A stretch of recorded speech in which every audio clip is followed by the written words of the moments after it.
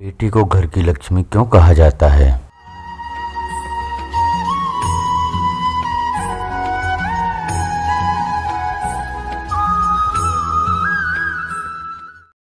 घर की लक्ष्मी बेटी। आपके मन में यह सवाल जरूर आता होगा, कहीं तो बेटी को घर की लक्ष्मी माना जाता है और कहीं ऐसे लोग भी मौजूद हैं जो एक बेटी को अपने ऊपर बोझ समझते हैं। शास्त्र और मानवता की दृष्टि से इनमें से क्या सही है, आइए जानते हैं। आज हम आपको बताएंगे कि आखिर ऐसा क्यों है। आखिर बेटियों को ही घर की लक्ष्मी क्यों कहते हैं, बेटों को घर का कुबेर क्यों नहीं कहते हैं। आप अंत तक हमारे साथ बने रहिए। हेलो, मैं आपका स्वागत करता हूँ। एक बार स्वामी विवेकानंद वैष्णो देवी की सीढ़ियाँ चढ़ रहे थे।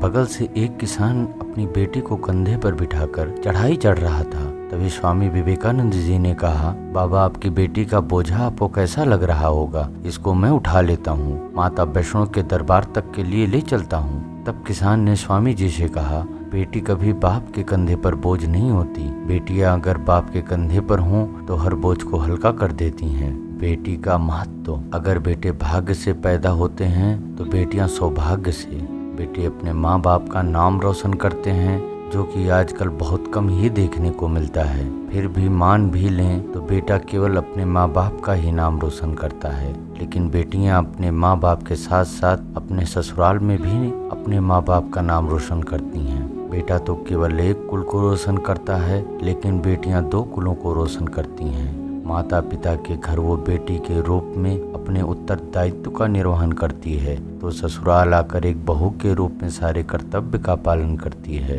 कई लोग सोचते हैं बेटियां पिंडदान नहीं कर सकती, और अगर उनके यहाँ बेटियां ही हैं तो उन्हें मुक्ति कैसे मिलेगी। यह सोचना आपका बिल्कुल निरर्थक है, क्योंकि बेटियां भी पिंडदान कर सकती हैं। कई धर्मशास्त्रों में ऐसा उल्लेख भी है। यदि आपने रामायण पढ़ा हो, रामायण में बताया गया है, जब प्रभु श्री राम के पिता राजा दशरथ की मृत्यु हुई, तब माता सीता को राजा दशरथ ने सपने में जाके पिंडदान के लिए कहा। माता सीता राजा दशरथ की बहू थी। उसके पश्चात माता सीता ने राजा दशरथ का पिंडदान किया। इसलिए वो लोग बहुत किस्मत वाले होते हैं जिनके घर एक बेटी जन्म लेती है। वही वो प्रबल किस्मत के होते हैं जिनके घर एक से ज्यादा बेटियां होती हैं। बेटियों का मानव समाज के लिए योगदान, वो बेटियां ही होती हैं जो इस सृष्टि को निरंतर चलायमान होने के लिए अपना सर्वस्व निछावर कर देती हैं। जिस दिन इस सृष्टि में बेटियों का जन्म लेना रुक जाएगा, उस दिन सृष्टि भी ठहर जाएगी और धीरे धीरे इस सृष्टि का अंत हो जाएगा।